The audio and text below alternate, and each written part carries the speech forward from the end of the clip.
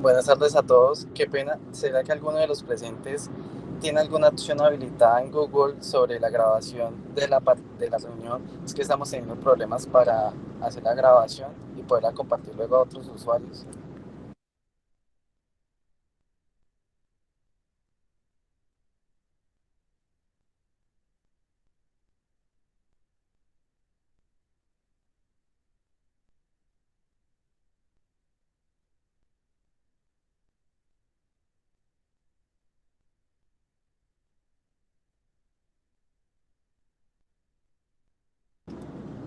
Listo, ya nos informa que se está grabando, entonces vamos a iniciar el seminario. Nuevamente, bienvenido, profesor Paulino, a este ciclo de seminarios de la Sociedad Colombiana también de Catálisis y organizados por el Centro de Investigación en Catálisis de la Universidad Estatal de Santander.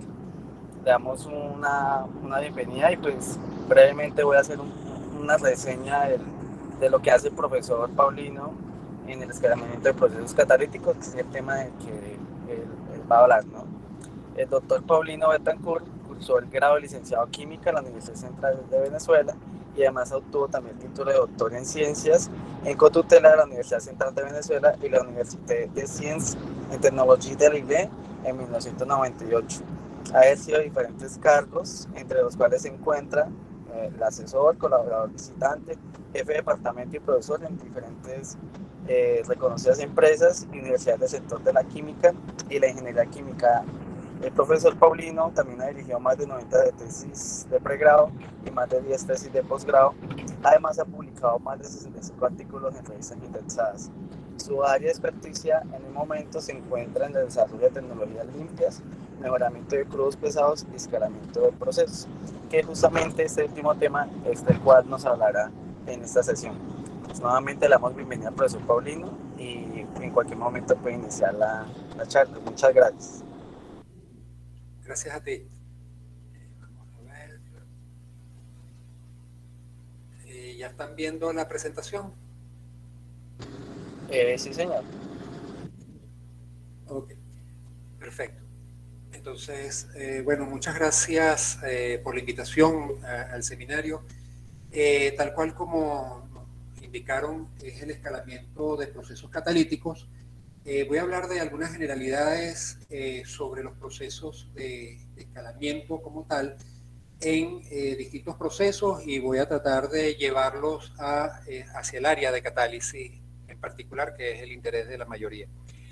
En el caso de los procesos, en general, nosotros sabemos que tanto el desarrollo de las nuevas tecnologías, bien sean productos de investigación y desarrollo, así como algunos productos que ya preexistían, pero que tienen o que requieren de algún tipo de mejoría.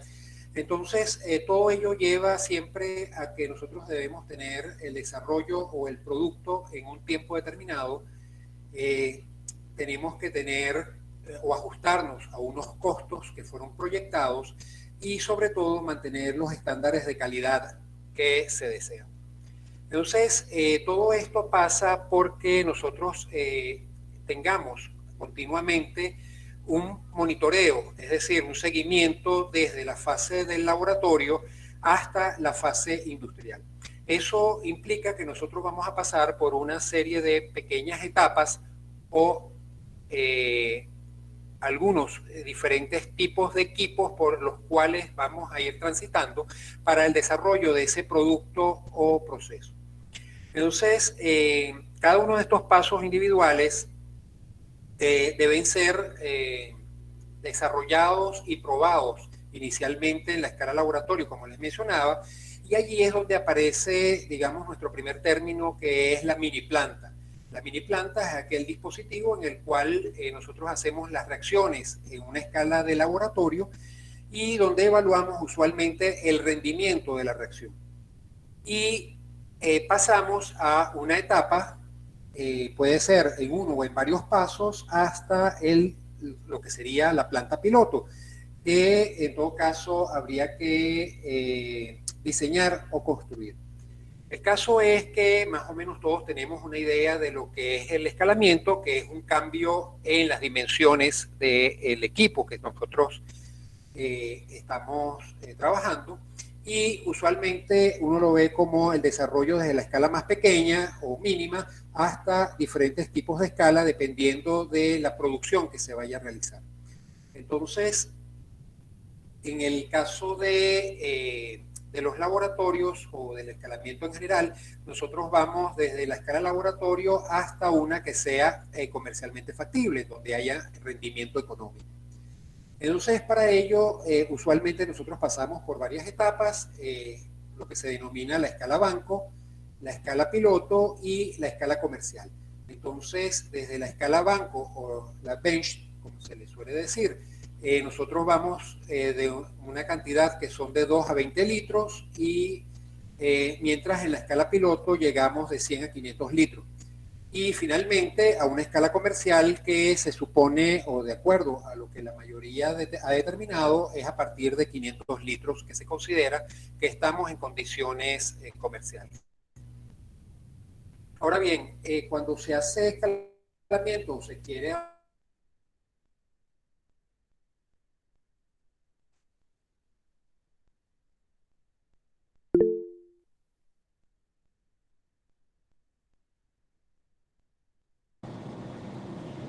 Profesor Paulino está teniendo problemas con la conexión.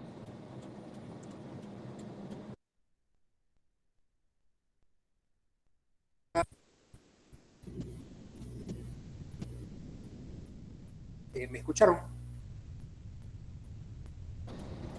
En lo último no lo escuchamos muy bien. Profesor, qué pena con usted. ¿Será que podría poner la presentación en modo pantalla completa en el icono que está abajo ubicado a la parte derecha? Pantalla completa, aquí. No me deja. Ahí. ¿Es allí? Sí, señora. Ah, ok. Perfecto. ¿Hasta dónde me escucharon?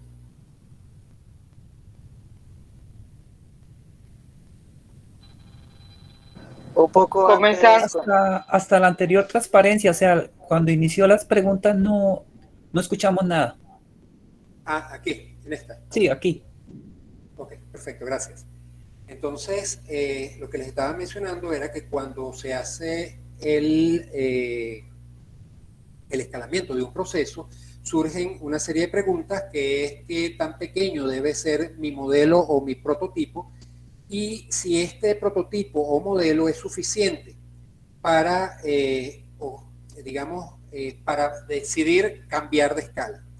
Entonces, también debo decir cuáles o cuándo las mediciones se deben llevar a cabo en el modelo con los materiales del sistema original, porque resulta que en la medida que yo vaya cambiando la escala, algunos parámetros van a ir cambiando, inclusive, por ejemplo, si son tanques agitados, el tipo de propela que voy a utilizar para la agitación va a ir modificándose.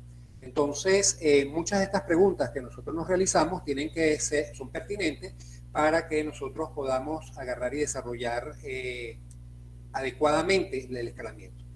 La otra pregunta importante es cuáles reglas rigen la adopción de parámetros del proceso en las mediciones de un modelo, porque justamente una de las dificultades es que nosotros podamos agarrar y saber exactamente cuál es la variable fundamental que debo medir para poder hacer el escalamiento.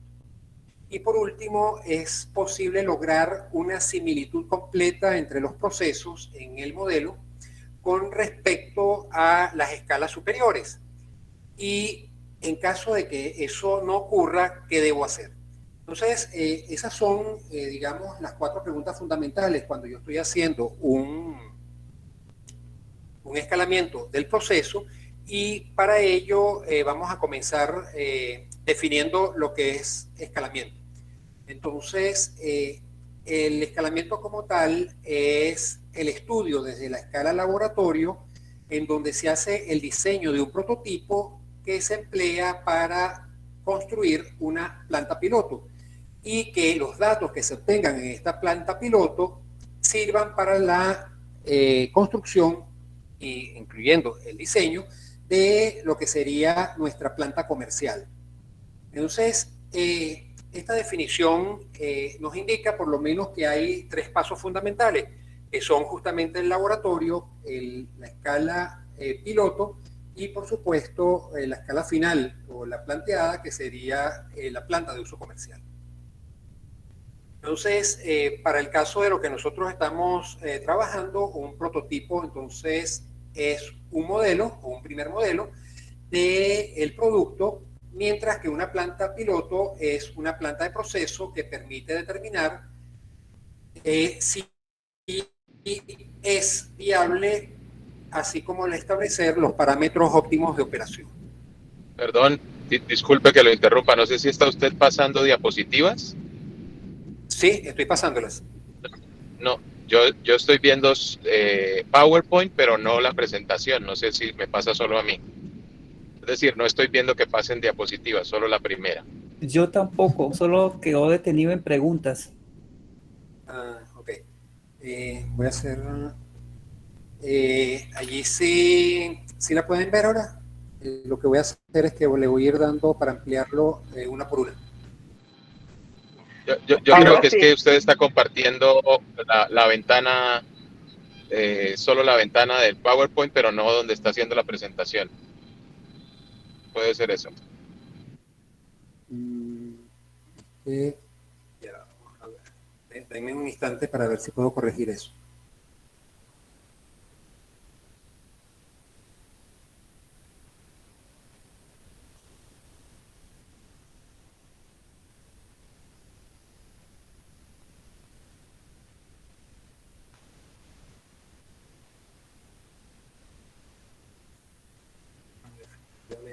No logro hacer que se vea la pantalla completa.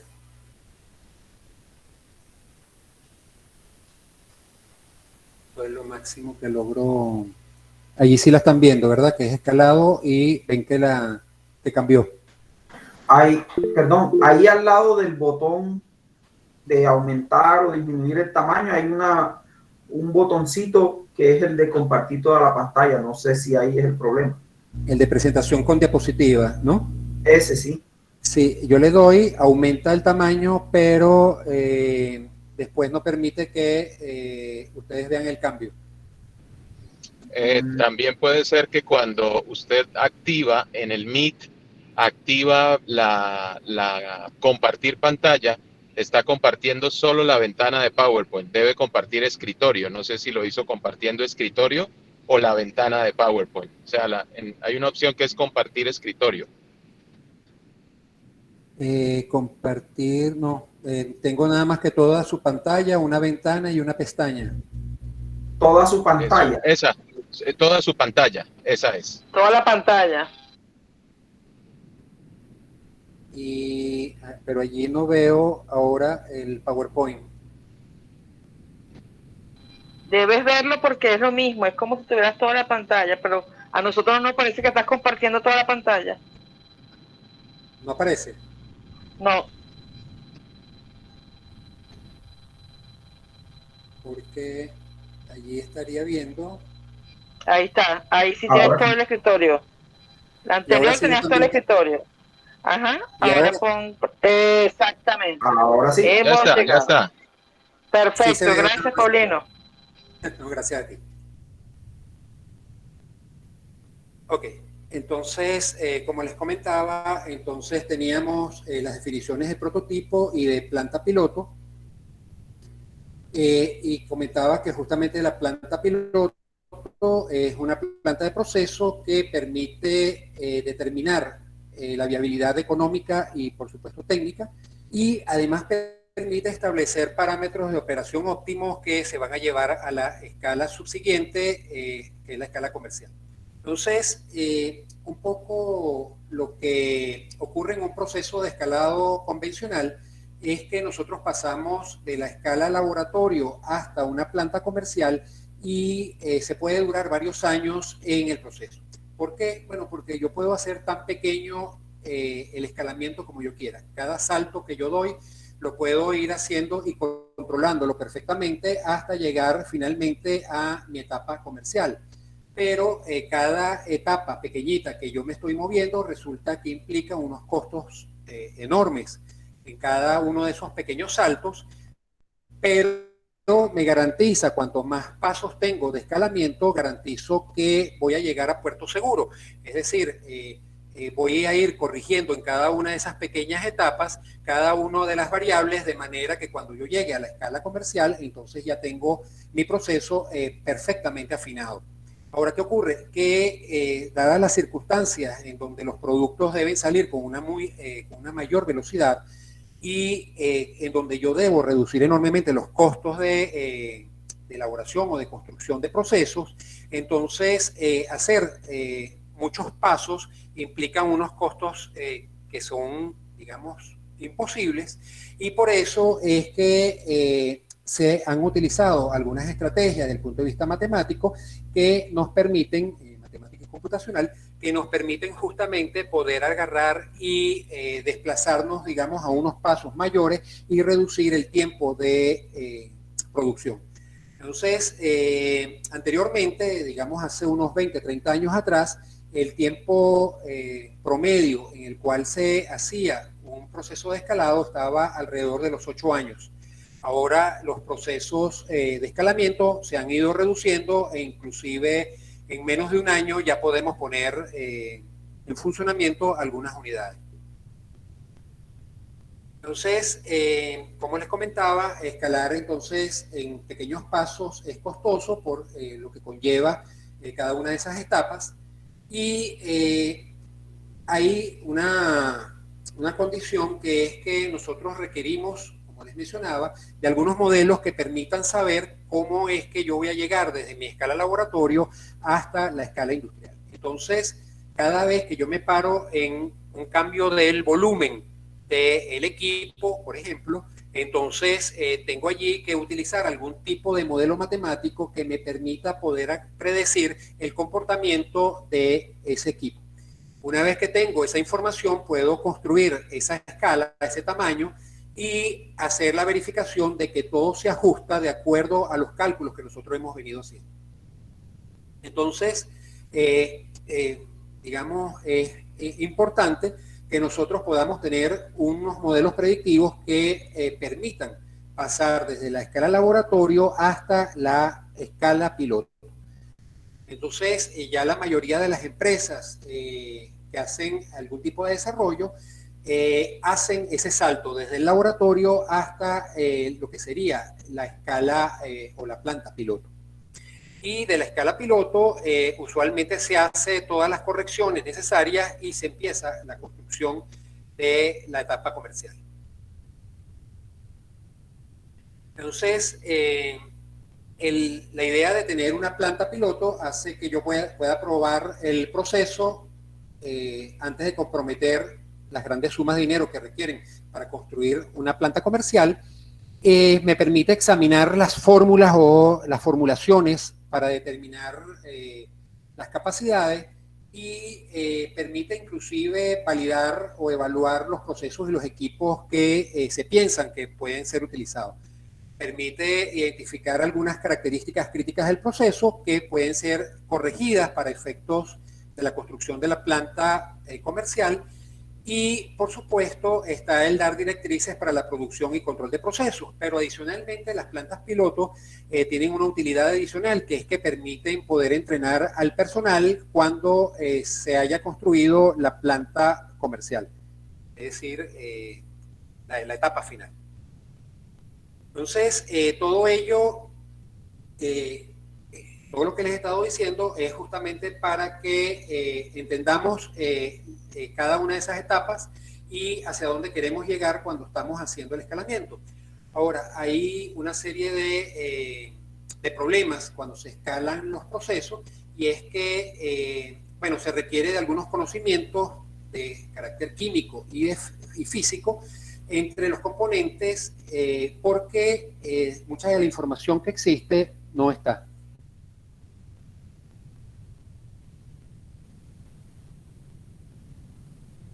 Ok. Y lo otro es que, bueno, lo que les estaba comentando es que había poca información en algunos de los casos de los conocimientos, pero hay también uno de los inconvenientes que es que faltan datos, digamos, para lo que tiene que ver con las formulaciones y algunos compuestos. Y en el caso específico está, por ejemplo, información sobre conductividad térmica, cambios de fase, reología, viscosidades, etcétera, de algunos materiales cuando estos son novedosos. Entonces, hacer escalado no es del todo sencillo y vamos a ver algunos ejemplos más adelante de lo que les estoy comentando. Bueno, los pasos para el escalado son definir la economía del producto, y eso se hace en base al tamaño del mercado. Usualmente hay algún tipo de empresa que nos dice, hace el estudio de mercado correspondiente y nos dice cuál es el tamaño de esas ventas y nos da una idea de cómo o de cuánto debe ser la planta objetivo, es decir, la planta comercial. Después se hacen una serie de estudios de laboratorio en donde se planifica el escalado, y en la planta, en la mini planta o microplanta a escala laboratorio, lo que se hace es que se hacen todas las pruebas necesarias y eso nos va a llevar a poder definir el control de los pasos en el proceso propuesto. Es decir, nos va a dar información sobre las condiciones de presión, temperatura, sobre los tipos de solvente, información que, digamos, es valiosa para poder seguir escalando el proceso. Además, permite que haya con la información que se obtiene en la planta o en la mini planta, podemos agarrar y diseñar con esa data y construir la planta piloto para todo lo que tiene que ver con cosas como los controles ambientales, los sistemas de limpieza, inclusive se puede simular o se puede indicar allí todas las situaciones que tienen que ver inclusive con el embalaje de los productos y el manejo de desechos, etc. ¿Sí? Entonces, desde la escala laboratorio más o menos podemos tener algunas ideas y permite finalmente evaluar los resultados en la planta piloto. Entonces, esto es, digamos, los pasos con los cuales nosotros deberíamos de poder trabajar, es decir, que todo el desarrollo que ustedes hacen en un laboratorio pueda agarrar y llegar por lo menos a una planta piloto en donde se pueda de manera segura poder obtener el producto que se requiere. Entonces, cuando se habla de los métodos para el escalamiento, entonces en la literatura se van a conseguir con que hay una infinidad de metodologías para hacerlo, y cuando yo comencé a trabajar por allá por los años 90, muchos de los ingenieros que estaban en planta, ellos utilizaban una regla que era que el producto que se quería desarrollar con respecto al modelo se escalaban en unidades de a 10.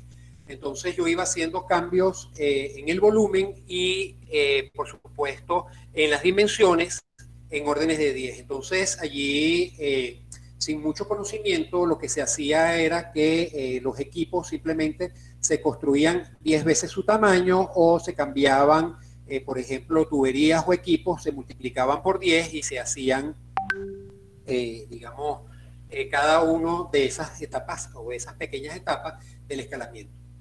Pero, digamos, esa es una regla empírica que funcionó bien en el pasado, pero ahora tenemos algunas herramientas que nos permiten ser mucho más eficientes en el escalado.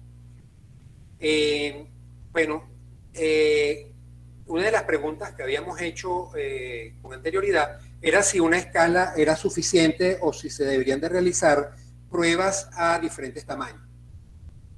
Entonces, allí la pregunta es, bueno, si la escala del modelo que yo poseo permite entender las condiciones y me permite tener lo fundamental, que es conocer la cinética y la termodinámica del proceso, entonces yo puedo decir que tengo un buen modelo.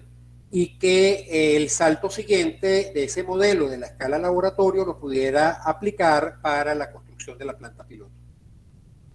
Ahora bien, lo cierto, y me ha tocado vivirlo, es que no hay un cálculo que permita escalar y predecir el comportamiento de un proceso.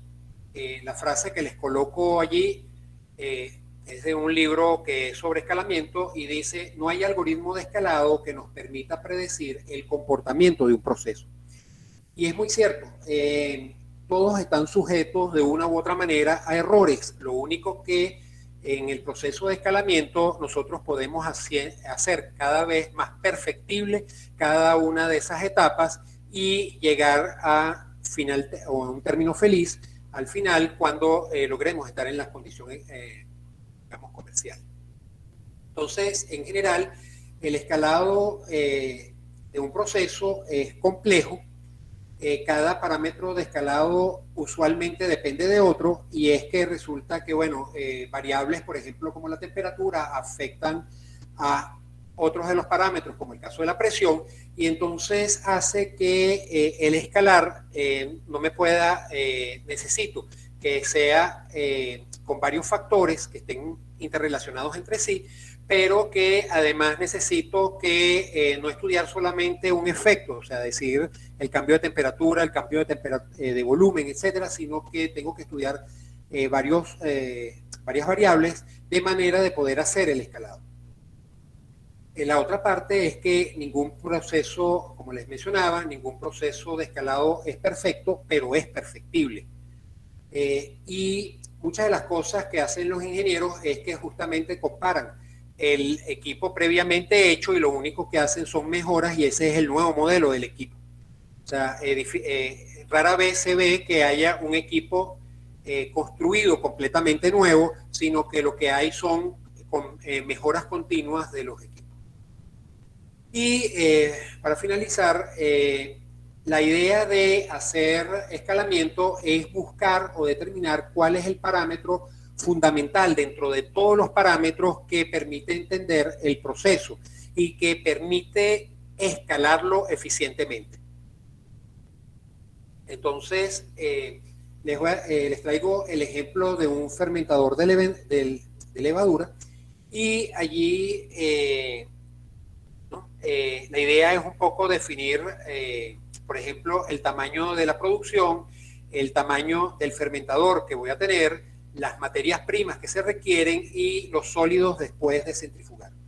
Entonces, eso es el proceso como tal, entenderlo, y después tengo que ver cuáles son los datos disponibles a escala de laboratorio. Hay información que se encuentra, digamos, en la literatura, y otra que, dependiendo del proceso que yo tenga, voy a requerir generarlos en mi laboratorio.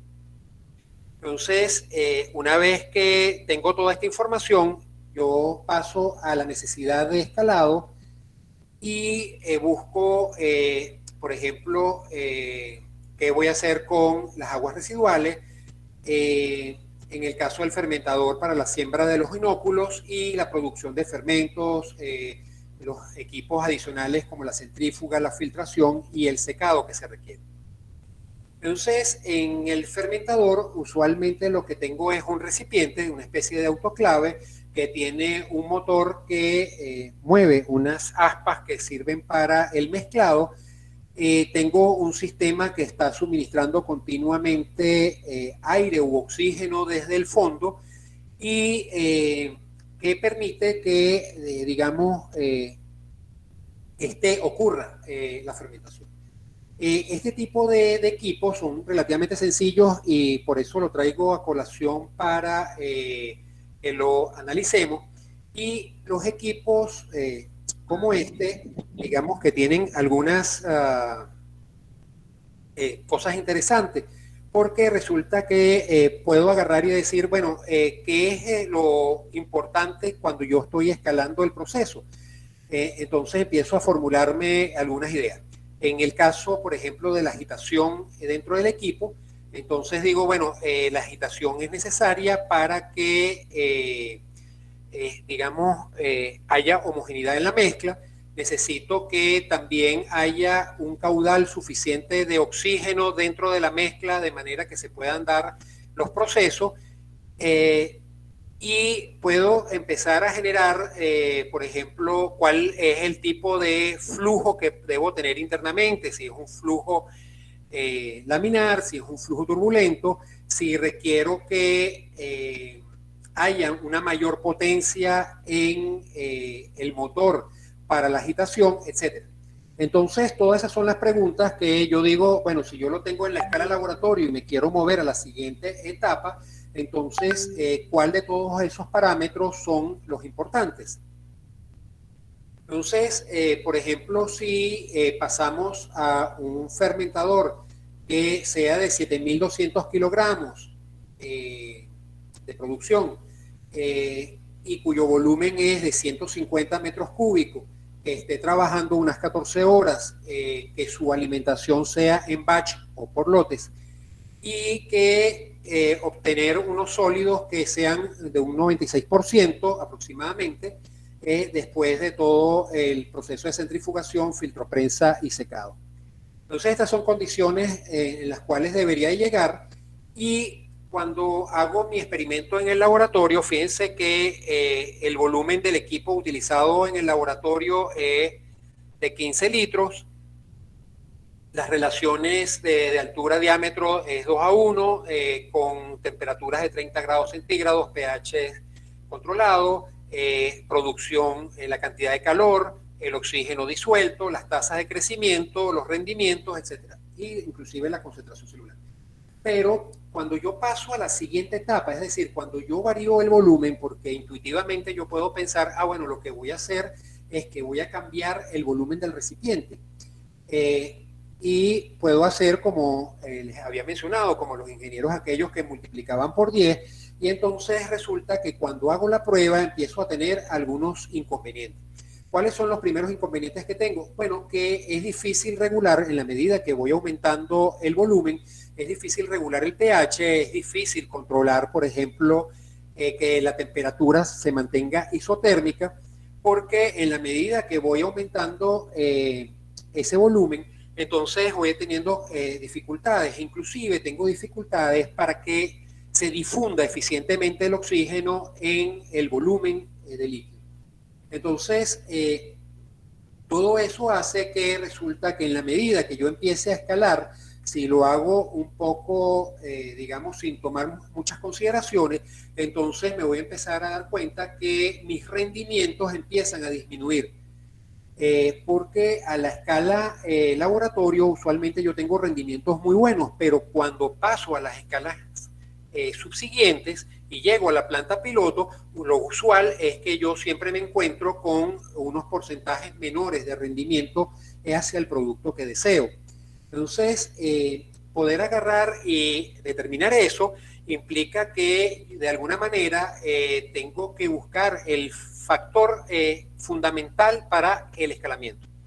Entonces, lo que yo les había estado comentando, bueno, aquellas preguntas sobre cuál es el tipo de agitación que debo tener, cuál es la potencia que debo suministrar para que ese agitador permita que haya un flujo laminar o turbulento, dependiendo de los requerimientos, o cuál es el tipo o cuánto es el caudal de oxígeno que debo suministrar de manera que haya una difusión. En el caso de los fermentadores, les puedo adelantar que los fermentadores usualmente el factor que determina la producción es el caudal o la cantidad de oxígeno que se suministra. Entonces, en función de eso, es que yo logro poder establecer una ecuación con la cual, o una relación con la cual yo puedo hacer el escalamiento. Entonces, el escalamiento correcto para un fermentador pasa porque yo tenga una ecuación que describa el comportamiento de la agitación dentro del sistema y una que describa el caudal. Entonces, la relación entre el tipo de flujo que yo poseo y el caudal de oxígeno, esa relación es lo que yo voy a tratar de mantener constante en cada una de las etapas de escalamiento. Es decir, cada etapa que yo vaya voy a tratar de mantener la misma relación entre lo que sería la agitación o la potencia que se le suministra al eje para la agitación y la relación que tiene que ver con el caudal de oxígeno. Esas son las relaciones. Entonces, otros de las, digamos, de las relaciones que se mantienen es justamente lo que se denomina la geometría o el factor geométrico.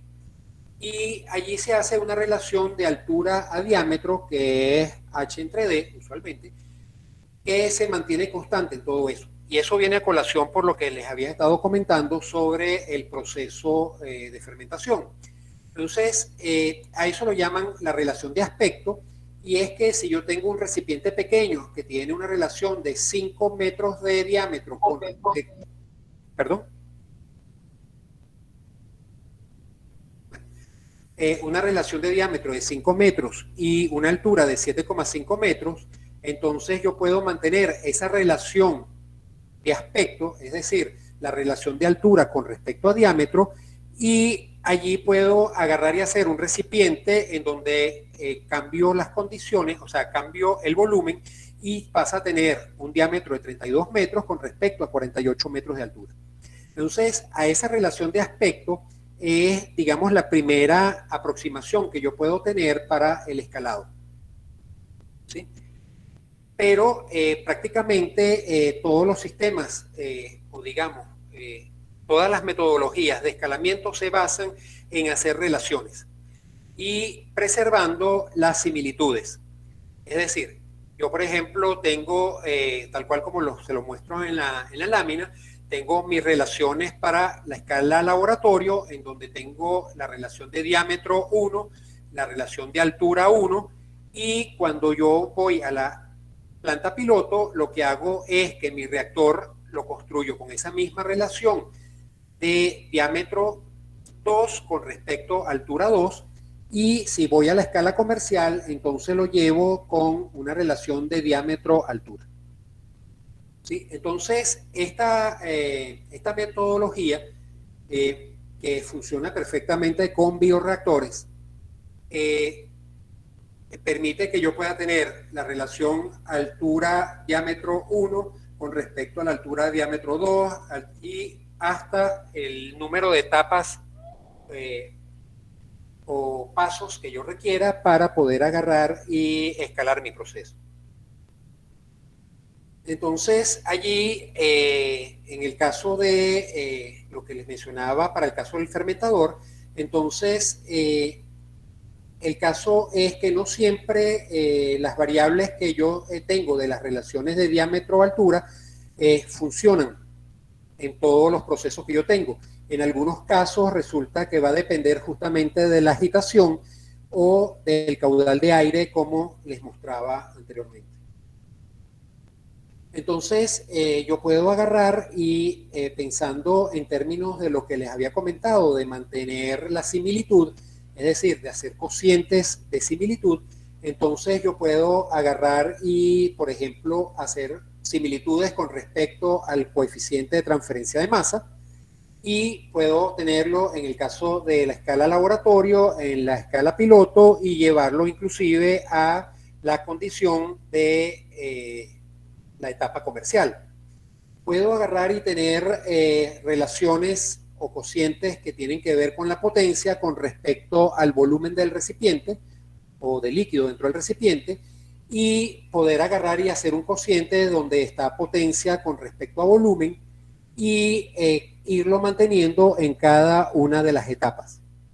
El otro parámetro que yo pudiera estar estudiando sería la velocidad de punta de la propela, en donde tengo la velocidad, por decir, o las revoluciones de la propela con respecto al diámetro de la propela, y hacer una relación que se mantenga constante. Puedo agarrar y inventarme una ecuación en donde yo agarre y varíe las condiciones de operación del reactor, y medirlo con respecto al caudal de oxígeno, y puedo tener un número inventado que sería el número de aireación. Y puedo hacer mi gráfico del número de aireación, obtener una ecuación que describa ese comportamiento, y haría que ese valor o número de aireación sea constante en cada uno de los procesos. Puedo también utilizar el número de Reynolds y decir que lo que gobierna el escalamiento de mi proceso es el número de Reynolds en la escala laboratorio. Lo voy a tratar de mantener en cada una de las etapas subsiguientes, y cada una de ellas va a mantener constante siempre el número de Reynolds, ¿sí? Entonces, cada una de estas propuestas que tengo allí puede ser utilizada para poder agarrar y hacer el escalamiento eficiente del proceso. Fíjense que hemos pasado por el cociente de altura-diámetro, y hemos tenido, ¿no?, visto cómo funciona para algunas cosas, pero no todos los reactores ni todos los procesos funcionan de la misma manera, y por consiguiente tenemos que identificar cuál es el factor o la variable clave dentro del proceso, de manera de poder hacer el escalamiento. Entonces allí tengo toda esta lista que le he mostrado. Se pueden inclusive hacer otras más que se nos pueda ocurrir, y en el caso, por ejemplo, de llevar un tanque de 80 litros a un tanque agitado de 80 litros a uno de 10.000 litros, y en donde yo pueda agarrar y ver las relaciones que les mencioné antes en cada uno de ellos, y ver cuál es la que funciona. Entonces, por ejemplo, en el caso de la potencia con respecto a volumen, ¿sí?, yo puedo agarrar y tener mi escala de 80 litros, que fue en donde yo hice todas mis experiencias, y tengo la correspondiente a los 10.000 litros, que es, digamos, mi tanque agitado, que sería la meta o objetivo. Entonces allí yo puedo agarrar y empezar a hacer las relaciones, y entonces de potencia con respecto a cada una de las variables, y entonces empiezo a ver, bueno, en el caso de la potencia, entonces estoy hablando de que condiciones de 80 litros es 1, porque lo estoy normalizando, con respecto a la potencia en el caso de requerida. En el caso del tanque de 10.000 litros, y allí vemos que resulta que requiero, por ejemplo, una potencia 125 veces mayor debido a ese incremento del volumen. Y si, por ejemplo, veo los RPM, las revoluciones del eje, entonces allí veo que se reduce las revoluciones. Si veo, por ejemplo, el diámetro que debe tener las palas del agitador, entonces tengo 5 veces mayor. Si lo veo en términos de bombeo, tengo 42,5 veces.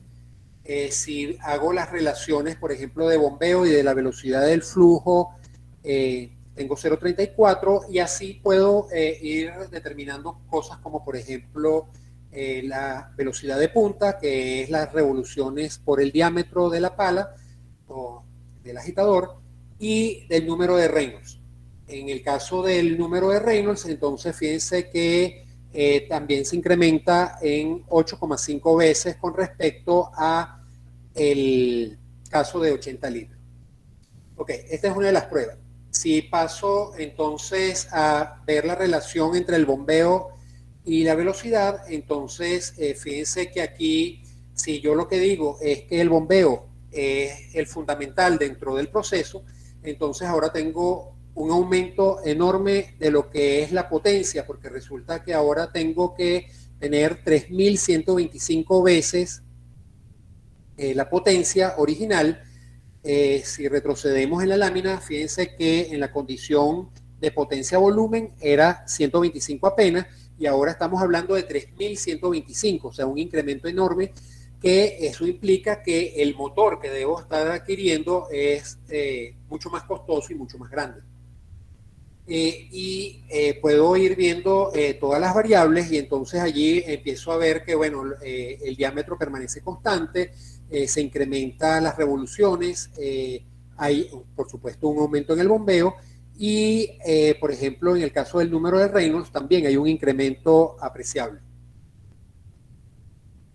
Ahora bien, si paso y digo que la relación dentro de ese sistema es las revoluciones por el diámetro de la pala de agitación, ¿sí?, de la propela, entonces inmediatamente veo que la potencia que tengo es apenas de 25 veces con respecto a los anteriores sistemas, o sea, mucho más bajo. Eso implica que, por ejemplo, tengo un ahorro importante en el uso del motor, con el cual estoy haciendo la agitación o el mezclado dentro del recipiente. Y fíjense que inclusive funciono a unas condiciones de Reynolds mucho más bajo que si estoy en el caso del uso de fermentadores o en general de bioreactores.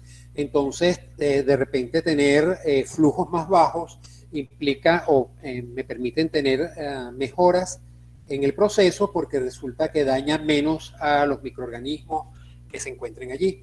Entonces hay toda una serie de condiciones en las cuales debo evaluar cuáles son las que me convienen y cuáles controlan más eficientemente mi proceso. Entonces quería mostrarles un caso adicional que es un caso hecho para una empresa llamada Venezolana de Pinturas y es el mezclador que se quería construir para hacer, de acuerdo a su estudio de mercado, había que construir un reactor, un recipiente de mezclado que fuera de grandes proporciones y había que hacer el experimento para poder agarrar y hacer la simulación para pasar desde la escala laboratorio hasta la etapa comercial. Entonces, lo que hicimos fue, bueno, tratar de hacer una simulación de la viscosidad de la pintura. Para eso se adquirieron unas esferitas de diferentes dimensiones y de diferentes colores, cada una de ellas con un peso distinto, que se mantenían suspendidas gracias a la potencia de la propela y permitía que al tener diferentes colores se fueran tomando fotografías del recipiente. Es decir, íbamos tomando fotos de cada segundo del sistema. Todas esas fotografías se enviaron a un laboratorio en Colombia en donde se le colocaron coordenadas y esas se pasaron a una computadora en donde se simulaba el movimiento de cada una de esas peloticas que estaban suspendidas en el líquido. Sí, que era agua, por cierto.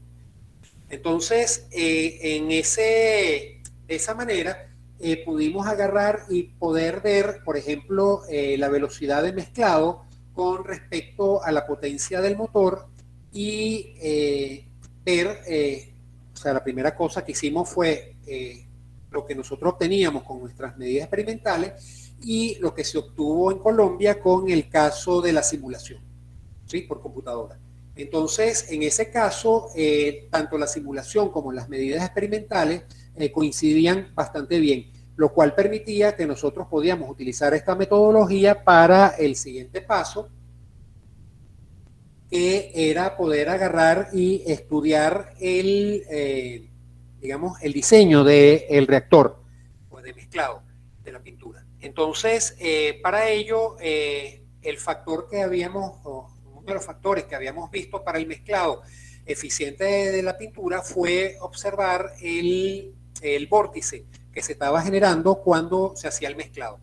Entonces, allí simplemente lo que se hizo fue que, de nuevo, se tomaban las fotografías, se ajustaba a un modelo matemático la forma del vórtice y se medía inclusive la altura. Y utilizábamos el modelo de Nagata, que es la ecuación que se encuentra a la derecha, y en función de eso logramos hacer, digamos, una relación que nos permitía poder crear, digamos, una similitud tanto en la escala laboratorio como en la escala piloto y la posterior construcción del reactor final. Entonces allí fíjense que nuestros resultados experimentales junto con las simulaciones que se habían hecho estaban bastante próximas, había un cierto error en la medida, sin embargo era suficientemente pequeño como para que pudiéramos utilizar la generación del vórtice como medida para poder agarrar y hacer el escalamiento del proceso.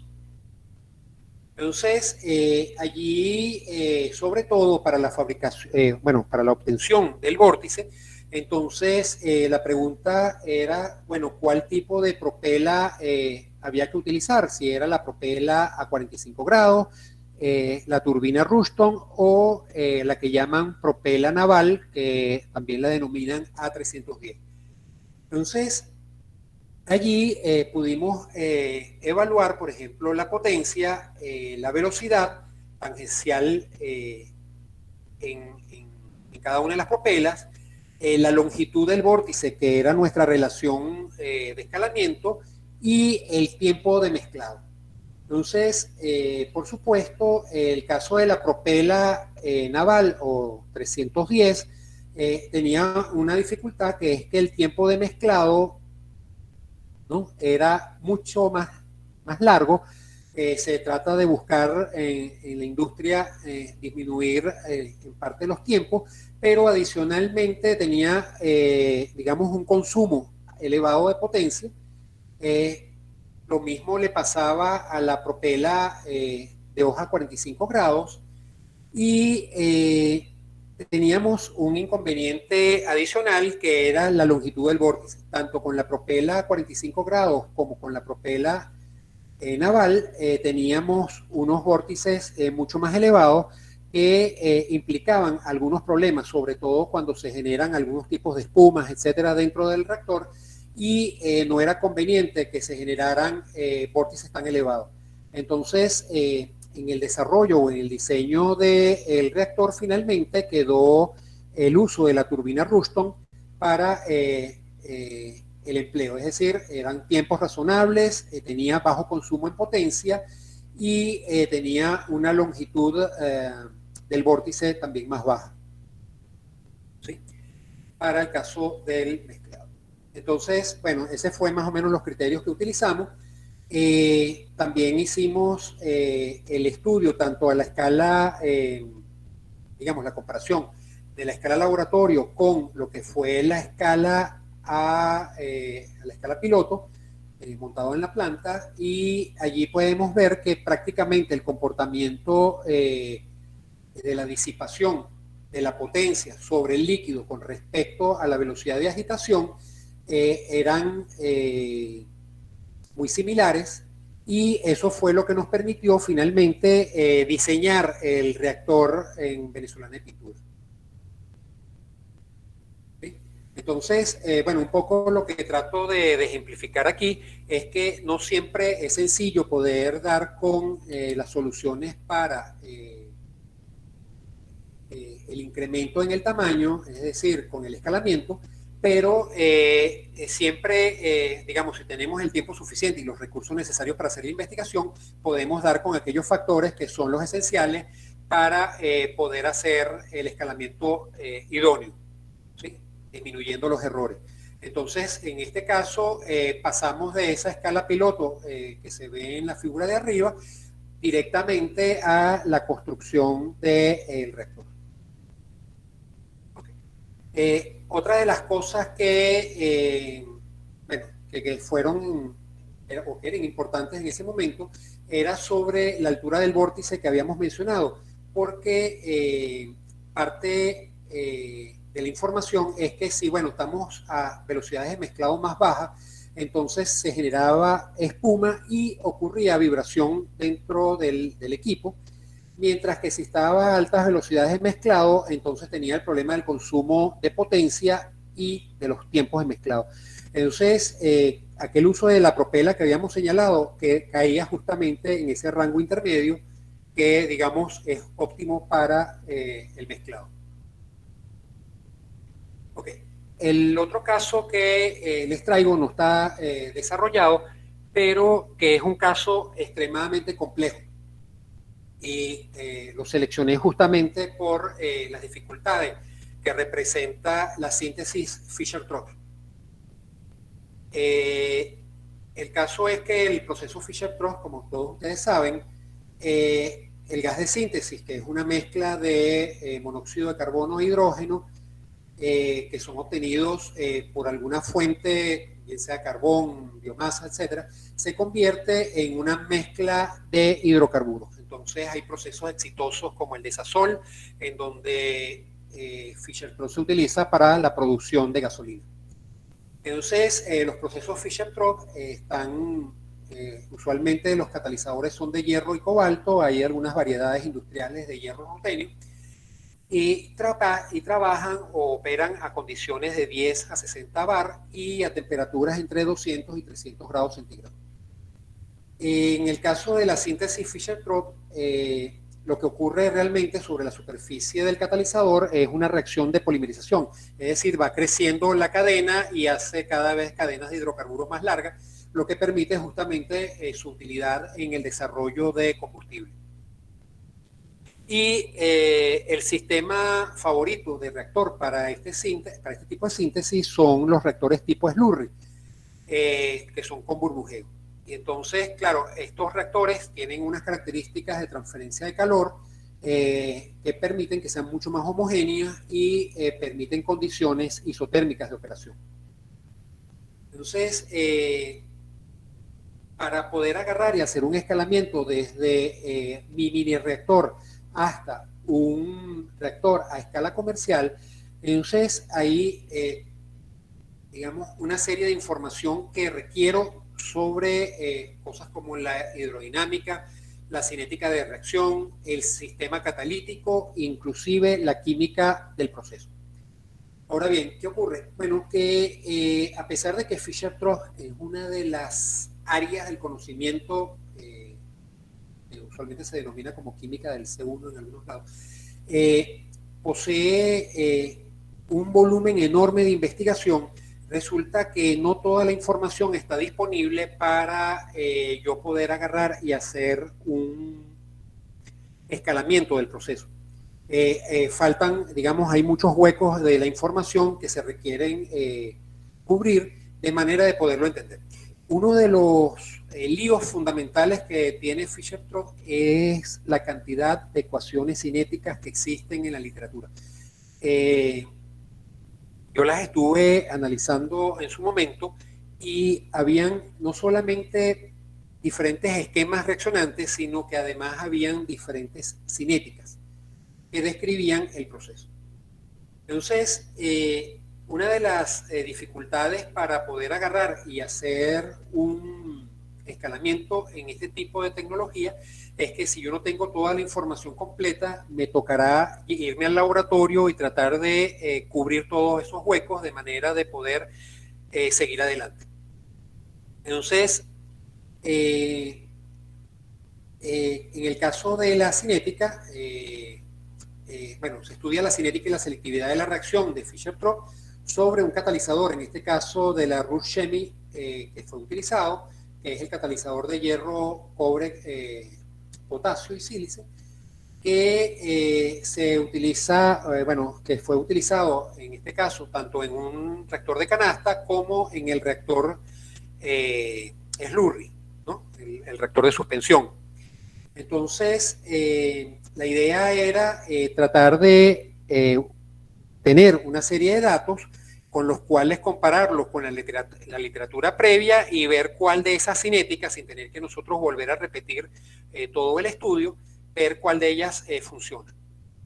Entonces, en el caso de Fischer-Tropsch es que está también asociado con las reacciones de water-gas shift, es decir, con reacciones de desplazamiento de agua, y si uno quiere ajustar correctamente el escalamiento, entonces debe modelar simultáneamente los datos experimentales. Entonces, bueno, lo que queda cuando se realizan todos los experimentos es ver cuál es el factor que yo puedo utilizar para poder hacer el escalamiento. Es decir, cuál es aquella variable que yo puedo agarrar y correlacionar de manera de poder mantener mi relación, es decir, mi relación de aspecto, de manera de poderla llevar hasta el siguiente paso. Allí teníamos dos posibilidades. Una era que el proceso se llevara a cabo, digamos, que la limitante del proceso fueran las transferencias de masa dentro del proceso, o dentro de la propia reacción Fischer-Tropsch, o que fuera la cinética. De acuerdo a los resultados que obtuvimos, fue justamente que la cinética del reactor era la que estaba aparentemente controlando el escalamiento, y por allí nos fuimos. Es decir, que el reactorcito de la escala laboratorio, que es de unos 12 centímetros de diámetro, cuando aplicábamos justamente las relaciones con respecto a la cinética, entonces obteníamos para los volúmenes que había que trabajar un reactor de 8 metros de diámetro. ¿Sí? Entonces, este era más o menos el cambio de aspecto que se tenía, asumiendo que, bueno, tengo mi mezcla y tengo las burbujitas ascendiendo. Entonces, en ese caso, eran donde se conservaban las condiciones óptimas, y de acuerdo a las simulaciones que se hacían a este reactor, ¿no?, en la parte ingenieril, entonces efectivamente se mantenían aquellas condiciones prácticamente cercanas a las que se obtenían en la condición de laboratorio. Entonces, con eso culmino. Espero que no haberme excedido en el tiempo, y bueno, muchas gracias. Bueno, muchísimas gracias, Paulino, por la presentación. Muy interesante, y realmente para nosotros como grupo de investigación el interés es bastante, porque no tenemos experiencia directa en este tipo de tareas ingenieriles. Entonces, por eso me complace mucho haber visto el seminario y haber visto los diferentes casos que presenta. Vamos a dar espacio a unas preguntas. Entonces, no sé quién tenga preguntas. Quien tenga preguntas puede directamente activar su micrófono si lo desea. Profesor Hernando. Muy buenas tardes, profesor. Gracias por la presentación, muy interesante, y como reitero lo que dice Víctor, importante para nosotros dado nuestro desconocimiento en esa área. Quería preguntarle qué tan, yo sé que usted ya presentó algunos resultados de CFD, pero qué tan común es ahora el uso de técnicas de dinámica de fluidos computacionales para eso, para el diseño de los equipos, no solo el escalamiento, en lo que usted ha trabajado en esa parte de escalamiento también. ¿Qué tan común es? ¿Ya está prácticamente implementado en todas las estrategias de escalamiento, o en qué fase considera usted que está en este momento? Gracias por la pregunta, Hernando. Efectivamente, todos los procesos de escalamiento ahorita llevan a cabo simulaciones con dinámica. Todos los paquetes que se utilizan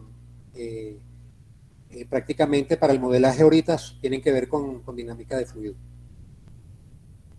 En ese sentido, no podemos divorciarnos del desarrollo del cálculo, en donde una vez que yo lo obtengo, trato de agarrar y hacer la simulación, sobre todo para el caso de reactores en donde necesitan mezclado, y poder hacer la evaluación. Yo no traje la imagen del Fischer-Tropsch, pero en el caso del reactor Fischer-Tropsch, cuando uno hace los diagramas computacionales, uno inmediatamente ve que el mezclado es bastante bueno, y por ejemplo las transferencias de calor son buenas. Y entonces CFD es una herramienta básica para poder agarrar y evaluar ese producto final, o ese proceso final que yo tengo es el correcto. Vale, y una segunda pregunta. Estos software de simulación como Aspen trabajados en estado dinámico y estacionario, ¿tienen alguna utilidad dentro del escalamiento o estos solamente funcionan como balances generales o tienen alguna utilidad dentro de las técnicas de escalamiento? Sí, los puedes utilizar tal cual para el cálculo de los balances que te permiten justamente evaluar que todo está funcionando perfectamente. ¿Sí? O sea, que tu modelo, una vez que tú lo tienes, lo simulas y si te sigue dando el mismo comportamiento en la escala inferior, ese es. Muchísimas gracias, muy amable. Gracias a ti. Bueno, veo que Wilson tiene la mano levantada y después Carlos Linares. Buenas tardes, ingeniero. Muchísimas gracias por la presentación. Quería hacerle una pregunta relacionada con el modelamiento de los sistemas de Propela para agitación, porque yo quería preguntarle, ¿qué tanta influencia tienen los baffles y de pronto el uso de sistemas de agitación múltiple para reducir el esfuerzo que tiene el que hace el motor cuando se utiliza una sola propela, debido a que pues, para que alcance la agitación va a requerir un brazo relativamente largo y eso generará pues, vibraciones como de pronto mostraba y pues es un esfuerzo de pronto en el esfuerzo de corte que puede terminar haciendo el motor. Entonces, ¿qué tanto de pronto influye el hecho de adicionar baffles o el hecho de adicionar otras propelas múltiples dentro del sistema? Sí, a mí se me olvidó justamente comentarlo cuando lo estaba diciendo y ahorita que tú lo mencionaste fue que lo recordé.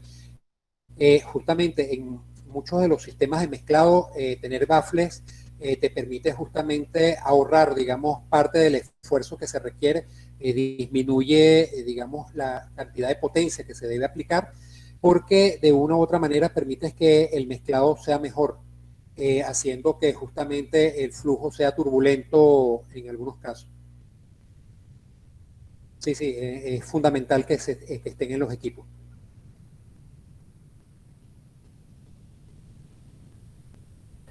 Wilson, Carlos, entonces. Bueno, Paulino, bueno, muchísimas gracias por tu presentación. Nos hablaste del escalamiento de los reactores. Bueno, diste un muy buen ejemplo en la parte de los reactores batch. Comenzaste también con una parte de los reactores de estos fluidizados. Pero en el caso de cuando tienes que escalar no solamente el reactor, las dimensiones del reactor, propela y todo lo demás, ¿has tenido también alguna experiencia en reescalamiento del catalizador como tal? Es decir, generalmente en el laboratorio usamos polvo, pero después cuando llevamos a procesos más grandes tenemos que llevarlo a unos pellets. ¿Has tenido experiencia? ¿Qué tipo de pellets son los adecuados de acuerdo al proceso? Gracias. Sí, claro, el caso de los catalizadores es quizás uno de los más complejos. De hecho, parte de mi ascenso a titular fue justamente eso, ¿no? Y en el caso de los catalizadores hay toda una serie de procesos que están involucrados, los procesos nada más que de impregnación, los procesos que tienen que ver con secados, calcinaciones, pero los que tienen que ver con la conformación, o sea, con darle forma al polvo y convertirlo en alguna geometría que sea, digamos, más eficiente para cada tipo de reactor y eficiente para cada reacción. Entonces, sí, hay una serie de situaciones que tienen que ver, por ejemplo, con los catalizadores que tienen que ser pastillados, o sea, que son como tú dices, el pellet, donde el esfuerzo de la presión es el fundamental, en donde resulta que la presión te permite o generar el catalizador como tal, o si te excedes en la presión, puedes agarrar y fracturarlo, ¿sí? De debilitar la estructura del pellet como tal. Entonces, allí, en el caso de la conformación de catalizadores, la presión que se ejerce sobre ellos es el factor principal en el escalamiento, ¿sí? Inclusive si tú estás haciendo extrudados, Entonces, parte de la potencia que tú le suministras para poder agarrar y hacer el extrudado es el factor que se requiere analizar para poder agarrar y hacer desde tu extrusora chiquitica hasta la extrusora a la escala industrial. Gracias. No sé si hay más preguntas.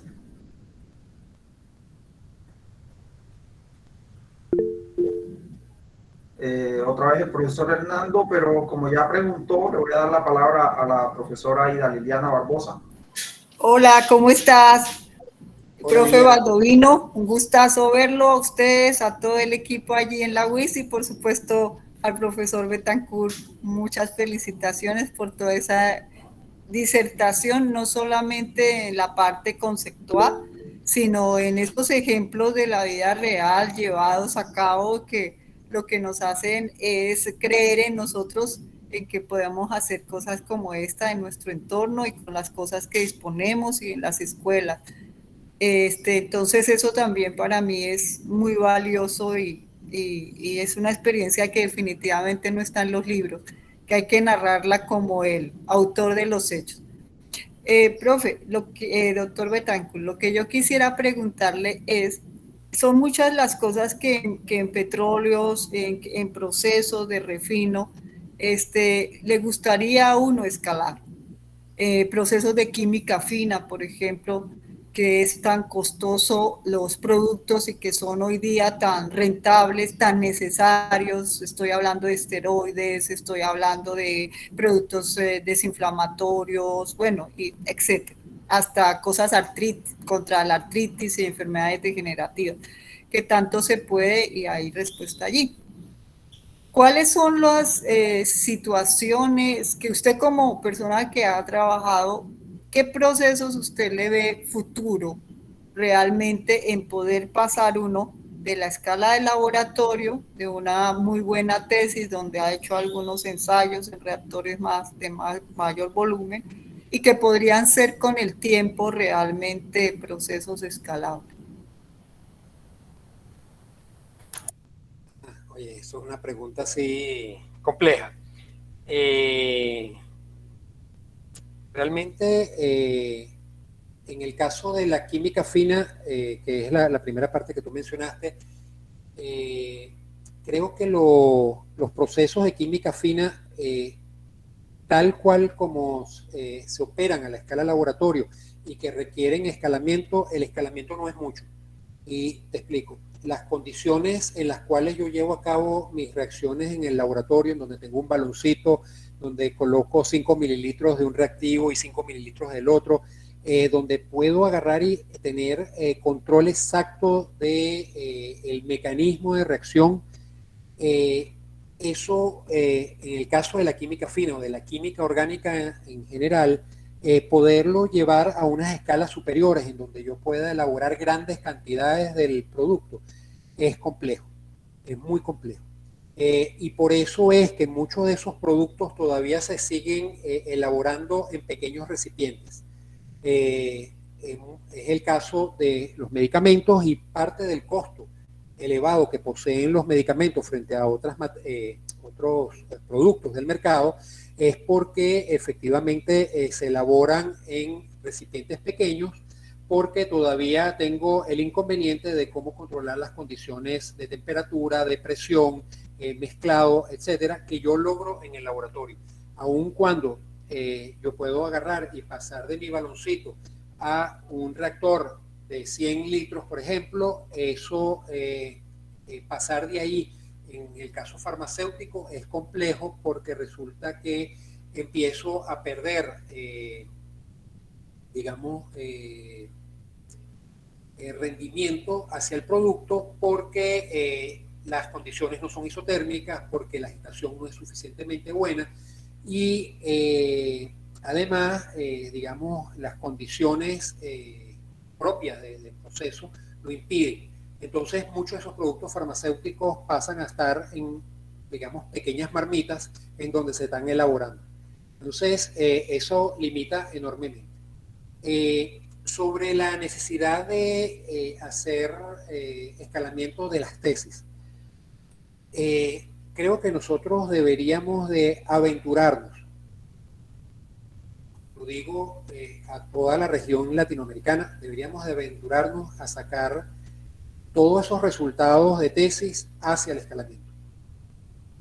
Yo he visto países, y más reciente mi experiencia fue con el convenio que teníamos con la India, en donde los productos de tesis doctorales, se llevaban a escala piloto y se probaban allí para ver si efectivamente funcionaban.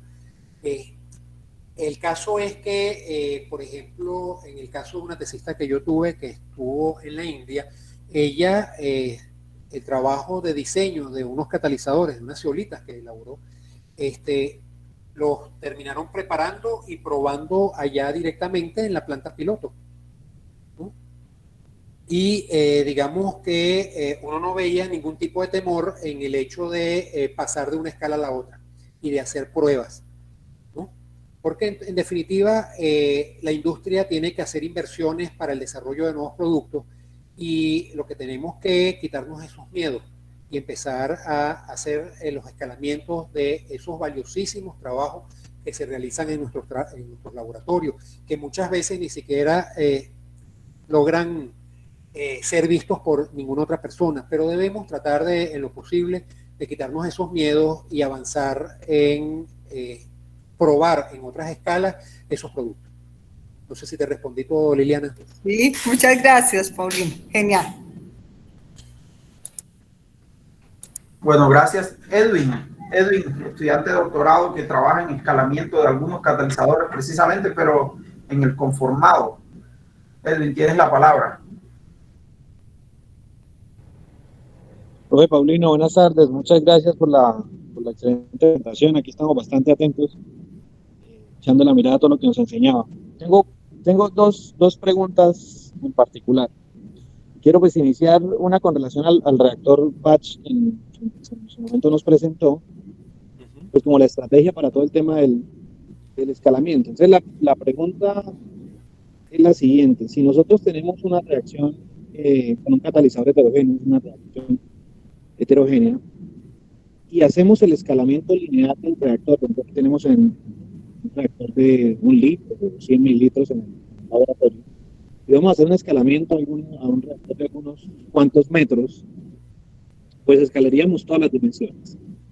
La cuestión es que, y metiéndonos un poco en la pregunta del profesor anteriormente, el catalizador no se va a escalar de la misma forma. Es decir, yo el catalizador no lo escalo linealmente. Es decir, voy a pasar del orden de 10 centímetros a 10 metros, pues yo no puedo un catalizador que mide unas cuantas micras escalarlo de la misma forma. Comercialmente no se hace. Entonces la pregunta específica es, si no se tiene en cuenta, si se hace el escalamiento lineal, pero yo no tengo en cuenta que hay escalar también el catalizador, mi pregunta es, ¿eso tendría algunos efectos sobre la dinámica del fluido dentro del reactor? La pregunta es, dentro del escalamiento lineal, ¿cómo se tendría en cuenta?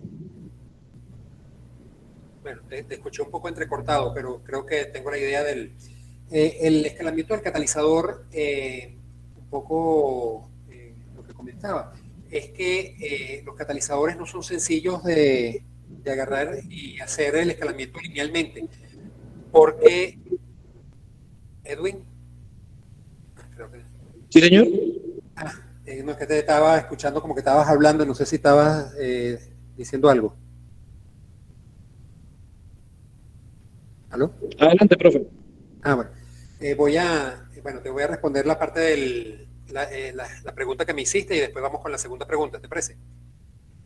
La idea era, cuando tú haces el escalamiento del catalizador, usualmente lo primero que nos falla es el área superficial o el área específica del catalizador, porque las condiciones en las cuales yo los puedo controlar no son las mismas cuando yo voy elevando el proceso en volumen. Y la otra situación grave de controlar es lo que tiene que ver con la dispersión de los metales sobre el catalizador. Entonces, por un lado, tratar de mantener la misma área y tratar de que tenga la misma dispersión metálica son los retos fundamentales. cuando tú empiezas a pasarlo de diferentes etapas de escalamiento, te empiezas a encontrar con que resulta que el producto original que tú utilizaste para hacer la síntesis de tu catalizador, resulta que ahora no funciona.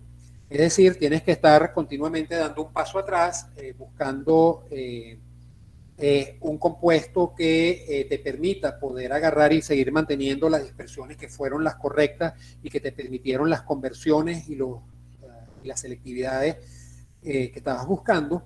Y en ese caso se vuelve casi un arte el trabajarlo, porque resulta que, bueno, ya aquí no hay un cálculo preciso que me permita justamente moverme, sino que tengo que ir haciendo como ensayo y error y devolverme en algunas condiciones, bueno, algunas oportunidades para cambiar algunas condiciones, entre ellas, por ejemplo, el tipo de reactivo o las condiciones de temperatura a las cuales estaba haciendo la impregnación. Entonces, la afinación y la preparación de un catalizador no es lineal. O sea, no permite que haya justamente una relación. Puede ser que en condiciones mucho más sencillas o de algunos catalizadores que son más sencillos se pueda dar, ojo, ¿no? Lo que yo digo es que por lo general hay cambio. En el caso de un catalizador que yo generé aquí en la universidad, que era de cobalto molibdeno, uno de los problemas que tuve es que los reactivos, cuando yo iba haciendo el escalamiento, uno de los reactivos no permitía que la dispersión fuera la adecuada, de manera que se formara aquella fase tipo COMOS, que era la responsable de la hidrosulfuración, y tuve que devolverme de nuevo a la escala laboratorio y cambiar los reactivos para poder agarrar y escalarlo. O sea, es un trabajo que, digamos, se lleva un tiempo hacerlo, ¿no? No es como en el caso del reactorcito batch, en donde sí, efectivamente, tú puedes ir haciendo un cambio geométrico y obtienes el resultado. No sé si te respondí la pregunta. Sí, señor, sí, profe, muchas gracias. Yo, la segunda pregunta precisamente iba en el mismo sentido de su respuesta. Es, si hacer este tipo de escalamientos puede llevar, por ejemplo, en el caso de las reacciones heterogéneas, a un posible ensayo y error. Yo hago aquí otra relación, y es, por ejemplo, en los lechos empacados. Si nosotros vamos a escalar linealmente el lecho, deberíamos obligatoriamente mantener esta fracción de espacios vacíos por diámetro del reactor. Y con eso pues podemos escalar lineal. Pero la fracción de espacios vacíos va a depender justamente del tamaño del catalizador. Y nuevamente entra en discusión que no vamos a poder escalar linealmente el catalizador porque no es bueno, además de que es un tema propiedades mecánicas y demás del catalizador de resistencia mecánica, y que no se vaya a volver polvo dentro del lecho, porque entonces uno incrementa presión, gradientes de presión y demás. Se trata de que no podemos escalarlo linealmente. Entonces, no se puede. Yo tengo que escalar, tengo que asegurar la misma cantidad de espacios vacíos por diámetro del reactor o por longitud del lecho, pero no lo puedo escalar. Entonces, nosotros lo que convencionalmente hacemos es tratar de analizar estos parámetros para evitar precisamente este ensayo y error, evaluar cuánto me estoy alejando yo al hacer el escalamiento de los resultados, por decir, de conversión a una reacción de mi reactor a escala laboratorio. Entonces, a nosotros digamos que nos va muy bien con esto de evaluar cuánto se sacrifica la conversión por hacer ya un escalamiento lineal, pero en escala del el catalizador, además de la conversión final. Entonces, la pregunta es, ya pues cerrando un poco la idea, ¿no sería conveniente adicionar a estos tipos de escalamientos lineales un término, podemos decir, que vamos a pagar con la velocidad de reacción? Es un término que afecta que se afecte con el escalamiento, un término que permita ver cuánto la velocidad de reacción se afecta con el escalamiento. Es decir, el escalamiento mismo, cuánto no me está prediciendo el comportamiento a gran escala. Y la pregunta está encaminada porque casualmente nosotros aquí necesitábamos mucho de eso y lo estamos empezando a funcionar en esta partecita de llevar nuestros catalizadores en polvo, es decir, a pellets. Sabemos que estamos limitados por el tamaño del pellet, precisamente porque si aumentamos mucho más el tamaño, sacrificamos ahí la resistencia mecánica. Entonces nos viene muy bien su presentación y su respuesta, por favor. Bueno, gracias. Sí, yo estoy de acuerdo contigo. Justamente en las torres empacadas, la caída de presión es la variable a estudiar y a correlacionar, de manera de mantener el patrón, digamos, geométrico de estudio y de desarrollo. Pero allí hay una máxima de la ingeniería química que dice que uno no inventa, sino que mejora lo anterior. Entonces, digamos, en los procesos como tal, uno trata en la medida de lo posible de poder agarrar y dejarlos tal cual como están e irlos mejorando de manera que pueda ir equiparando lo que ocurre en la escala comercial con respecto a mi escala de laboratorio. Pero sí, estoy de acuerdo contigo en tu planteamiento.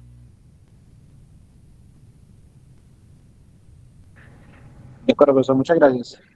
Gracias a ti. Bueno, no sé si haya más preguntas.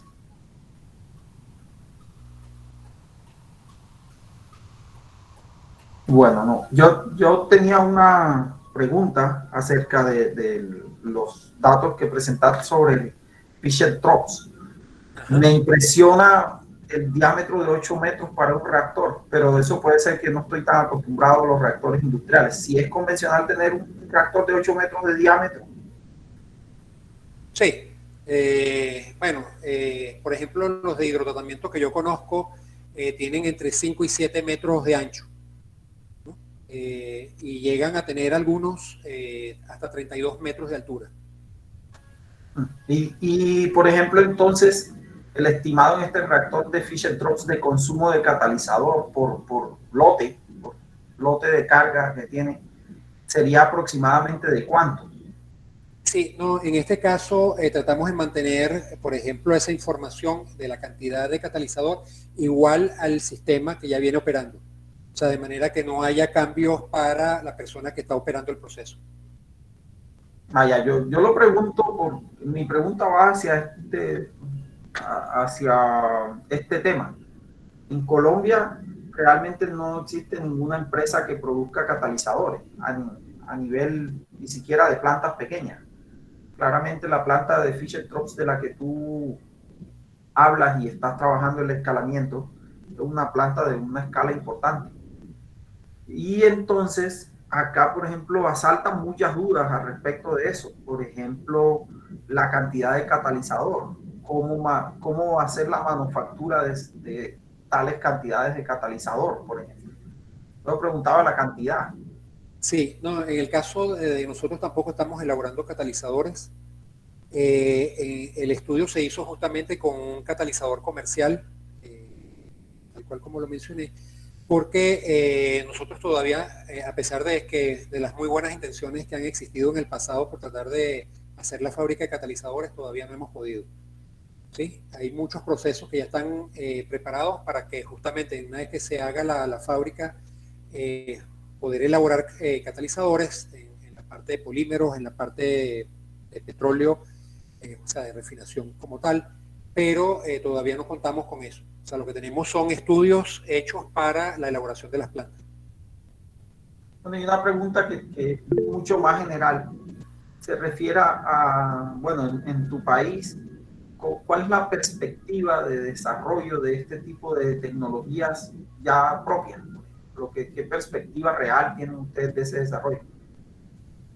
Una pregunta difícil porque dado que estamos en una situación de crisis económica, lo que menos estamos pensando es en eso, estamos pensando en las cosas más fundamentales ahora, ¿no? El caso de la subsistencia está por encima de cualquier desarrollo industrial ahorita.